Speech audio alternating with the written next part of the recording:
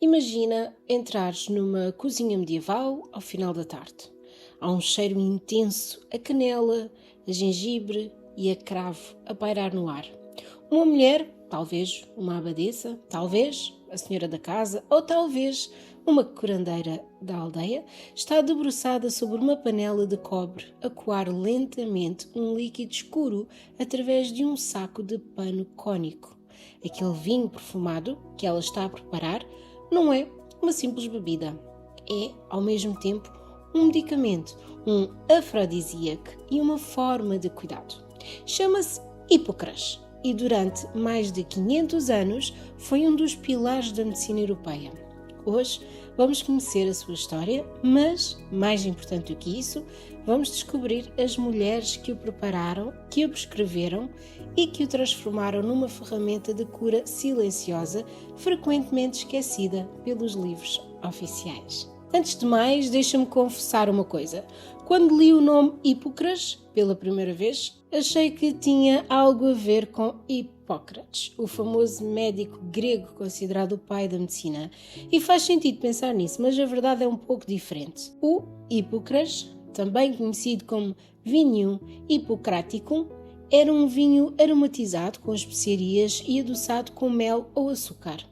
O nome vem, na realidade, de um objeto, o Manicum Hippocraticum, ou seja, uma manga hipocrática, que era um filtro de tecido em forma de cone atribuído a Hipócrates e originalmente usado para purificar a água. Os boticários medievais começaram a usar esta manga para coar o vinho depois de o deixarem a macerar com especiarias durante várias horas. Para que percebas a importância desta bebida, basta saberes que, a partir do século XIV, nenhum banquete real europeu estava completo sem um cálice de Hipocras, servido no fim da refeição como um digestivo cerimonial, muito semelhante aos nossos licores digestivos. Mas porquê o fascínio pelo Hipocras? A resposta está numa teoria que dominou a medicina ocidental durante mais de 1500 anos, que era a teoria dos humores. Para os médicos medievais, o corpo humano era regido por 4 fluidos chamados humores: o sangue, a fleuma, a bilis amarela e a bilis negra.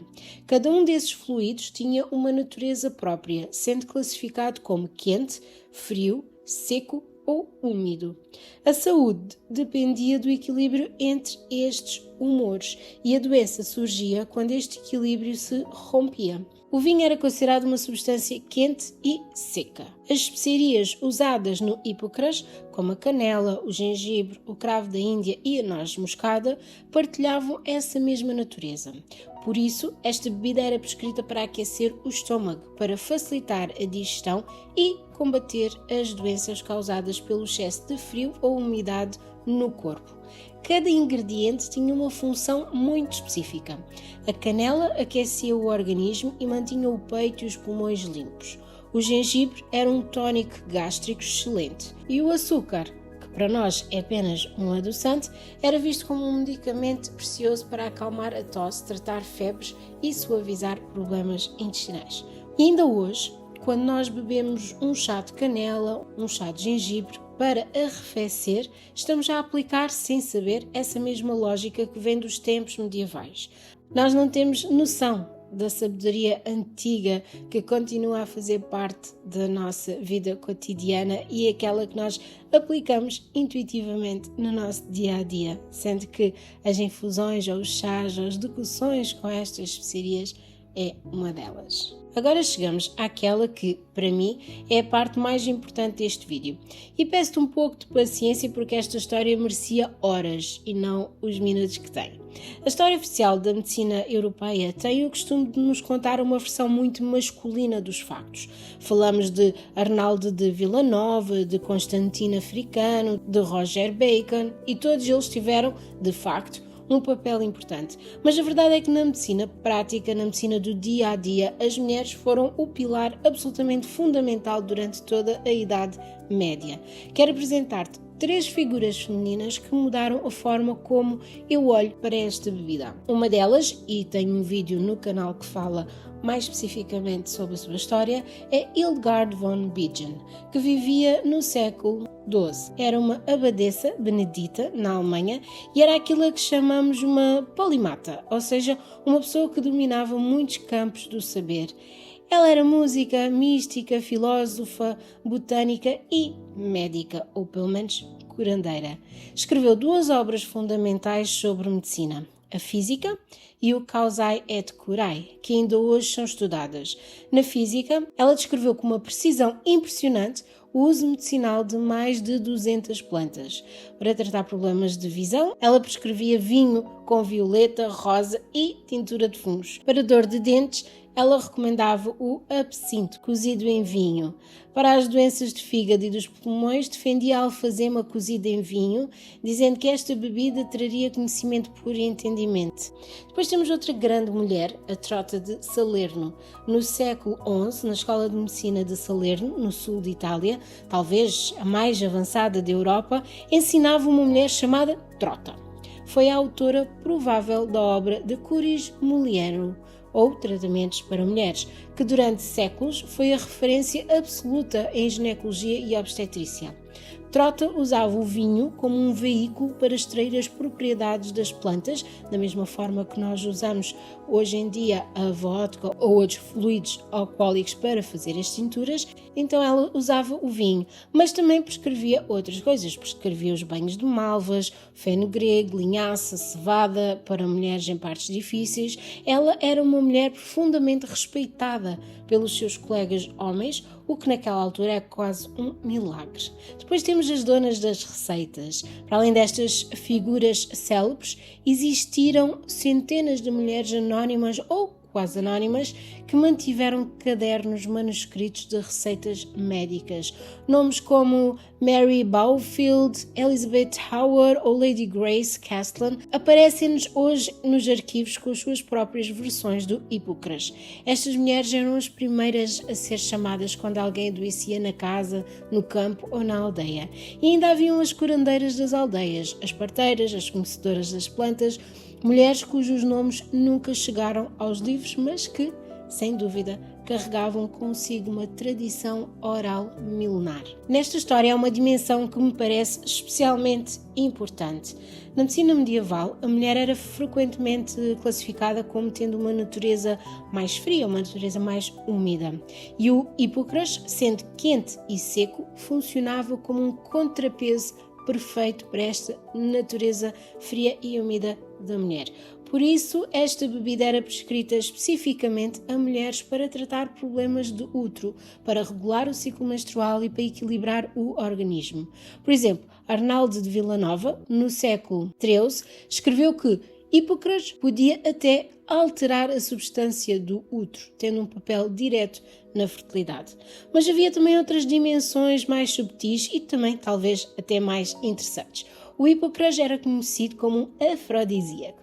Existiam relatos históricos de mulheres que o usavam como uma base para filtros de amor, aproveitando o aroma intenso das especiarias para mascarar outras infusões destinadas a despertar a paixão. Era, digamos que no fundo, uma bebida que permitia gerir tanto a saúde física como a vida emocional e relacional da altura. E há aqui algo que me toca profundamente, porque para estas mulheres cuidar não era uma atividade separada do prazer. A bebida que dava conforto a uma mulher cansada de um parto difícil era a mesma que celebrava o amor numa noite especial. Portanto, a linha entre o medicinal e o cotidiano, entre o prazer e a cura, era muito mais ténue do que é hoje em dia. O engraçado é que esta receita, este Hipócrates, não estava sozinho. As curandeiras medievais tinham todo um arsenal de vinhos medievais que variavam consoante a região, consoante os recursos disponíveis, claro, e o tipo de doença a tratar. Havia, por exemplo, o Piment, muito parecido com o Hipócrates, mas onde por vezes o mel substituía o açúcar.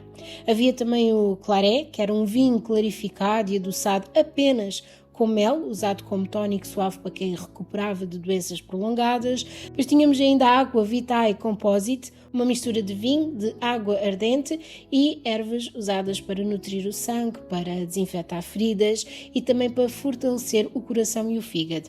Depois tínhamos ainda o vinho ferri, que era o vinho de ferro, que era preparado quando se deixava este metal, este ferro, em contacto com o vinho durante semanas. Para quê? Para criar um tónico destinado às pessoas enfraquecidas. Era a forma que eles tinham na altura de suplementar com ferro.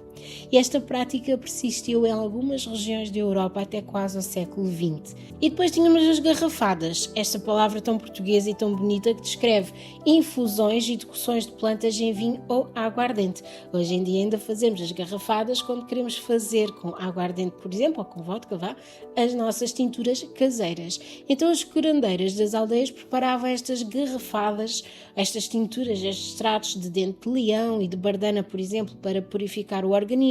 Também faziam-no com alecrim e com ginseng para combater o cansaço ou com folhas de framboesa para tonificar o útero. Claro que cada região tinha as suas próprias receitas que eram transmitidas oralmente de mãe para filha, de vizinha para vizinha e assim por toda a aldeia. O que mais me comove nestas histórias é perceber que a sabedoria destas mulheres não morreu.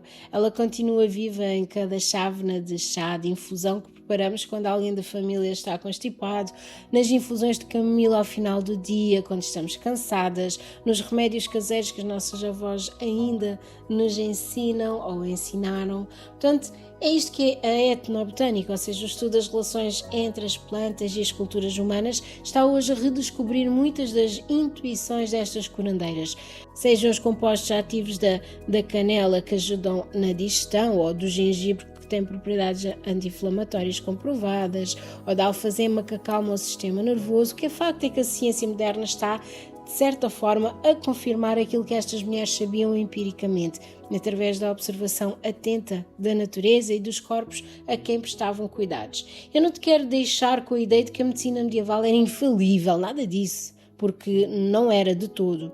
Havia muito conhecimento misturado com muita superstição e com muitas práticas erradas, ineficazes ou até mesmo perigosas. Mas, no meio de tudo, brilhava uma sabedoria que acredito que era extremamente profunda, uma sabedoria paciente e uma sabedoria cuidadosa, que vale a pena conhecer e respeitar. Resta-me dizer que da próxima vez que vires uma receita de moulin de wine ou vinho quente nas festas de Natal, por exemplo, lembra-te que tens nas mãos um descendente direto de Hipócrates. Lembra-te de Hildegard de Bingen, debruçada sobre os seus manuscritos com pena de ganso na mão. Lembra-te de Trota, no Jardim das Ervas em Salermo. Lembra-te das curandeiras anónimas, das tuas próprias avós e bisavós que mantiveram viva esta tradição. Há sempre mais para aprender sobre estas mulheres, sobre as plantas que elas conheciam e sobre a forma que elas entendiam o corpo humano. E confesso-te que quanto mais investigo, mais humilde me sinto perante a profundidade desta herança. Se gostaste deste vídeo, deixa um comentário a contar-me se na tua família ainda se preparam garrafadas, vinhos medicinais ou outros remédios tradicionais. Eu adorava saber. E também, se ainda não o fizeste, subscreve o canal para continuarmos esta conversa sobre etnobotânica, a história da medicina medieval e a sabedoria das mulheres sábias. Obrigada e até à próxima!